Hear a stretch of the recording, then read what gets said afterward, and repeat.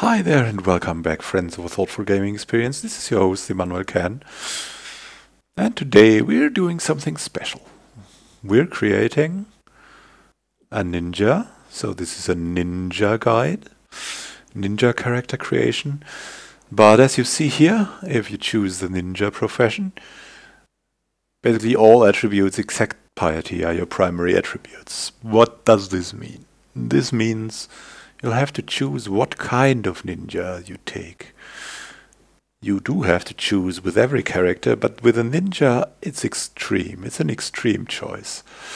There are at least 3 different kinds of ninjas, and this time we're going to go with the throwing ninja for his specials. Thrown criticals, thrown auto-penetrate, which makes him always penetrate if he or she hits, and the critical strike skill bonus. So this is going to be a throwing critical striking monster. It's not the famous and legendary fairy ninja because, we are just going to use the throwing ninja here. It's a very fun class. It can have a high utility for the group because of the other skills like locks and traps, which will help you much. And all in all, it's like the throwing and sling alternative to the ranger. You can also take both classes, that's no problem. Then you'll have one for each type of ranged weapons. And yeah, you can compare them. It's all kinds of fun because, about 2 ranged damage dealers in a group are, I would say, like a good quota. So ninja and ranger united and your alchemy casters. So without any further ado, what should you go for if you want to take a throwing ninja? I think there are 3 favorite races for that. Number 3 or 2 are the Mook and the Felper. The Mook has very high senses and very good resistance modifiers. Is also a bit oversized, which I don't think the ninja can use a giant sword, but still, it's nice. And by the way, the attributes you should go for at the start should be dexterity, speed, and senses. If you want even more penetration with an epic skill and more criticals, then you should take senses as the one maxed first. If you want to do even safer and more damage and have more attacks, then you should take dexterity first. Speed you should always take along with either senses or dexterity, in my opinion, with this build, because you will also cast spells, and if you cast spells you want to be first in line. Speed also raises your attacks even more. You will attack more often with speed, and the senses or the dexterity will see to it that you hit better. So take a Mook or take a Felper. They are about equivalent. They are very good characters with good resistance. You see here, high mental resistance is very good for a critical monster like ninja, because if the ninja gets controlled, you don't want him to kill your entire party. So you don't want him to be controlled in the first place. But the absolute best, at least for damage purposes, is the Hobbit. The Hobbit has all the good values here, and he has the highest number of points that you can put into the ninja profession. You also have the highest attributes quickest. You have earth resistance, which is not that bad, and just put 10 points into dexterity, speed, and senses, and have a very, very good throwing ninja. We'll take a female Hobbit ninja here, and I would really recommend you, if you're doing this a first time, then go for dexterity and speed first. It's like the easier way, you hit more often, and that's generally a pleasurable experience. So after that, take strength, because it adds damage, and after that you don't really need anything. You could take intelligence if you like to use your spells more, or if you use vitality, yeah, then take that. But vitality you only need in the front row with a ninja, so I would go for definitely strength, and then if you even come to that, intelligence. So let's look for the skills.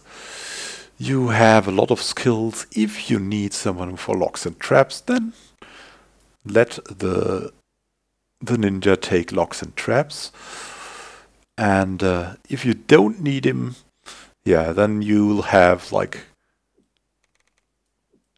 4 skills that you need to raise. Like, you should maybe raise them so that they are close to each other to get kind of a synergy. You could also like raise one of them really high.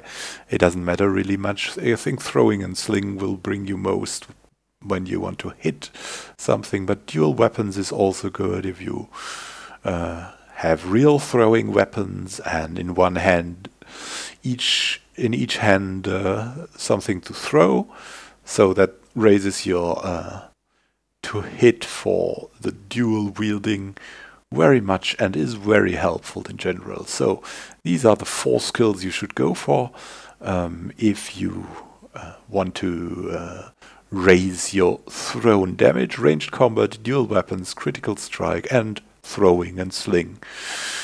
And if you use locks and traps, then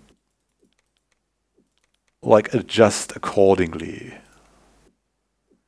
Ranged combat is the least important because it's the most general skill, which means like it won't bring you as much as the others, but it brings something in a general sense. It adds up for every weapon you could use.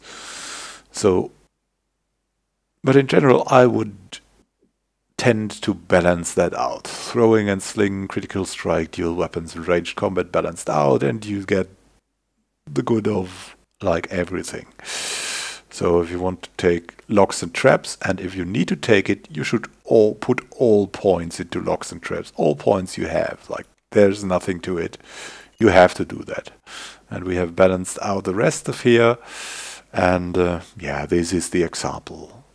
So at level 5 you'll get alchemy. Then put all points you get into alchemy, not in the spell schools.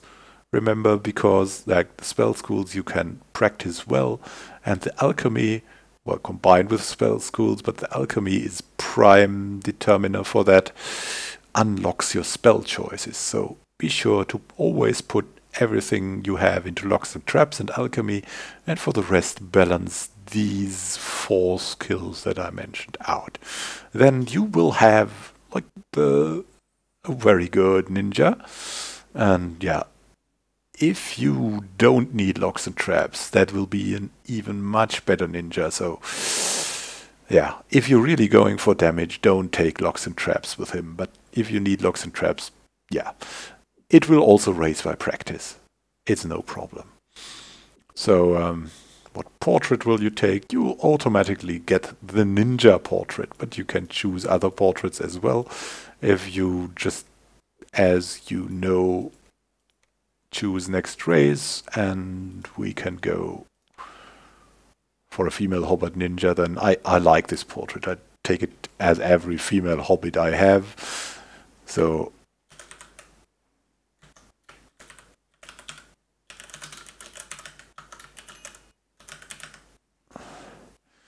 yeah, you will have her as a throwing ninja, and you'll have quite a very, very good throwing ninja then. And how should you play the throwing ninja? Put him in the second or in the third row, as you won't raise vitality. The ninja will also be good, like in the front or at the sides. She will survive because of stealth, because of dexterity. If you raise that, maybe even because of speed, because that raises armor class as well. But in general, yeah, put her in the back and let her throw her things, cast her alchemy spells, cure some people, heal some people, and general do criticals left and right. Another word to playing out the ninja is the lowest one to level. This class or this profession is the lowest one to level, so don't be surprised if the ninja only gets really good in the mid game and then the late game. It's really a mid and late game character. At the start of the game, thanks to auto-penetrate, the ninja, the throwing ninja especially, is still pretty good, but other classes may outshine him or her really much.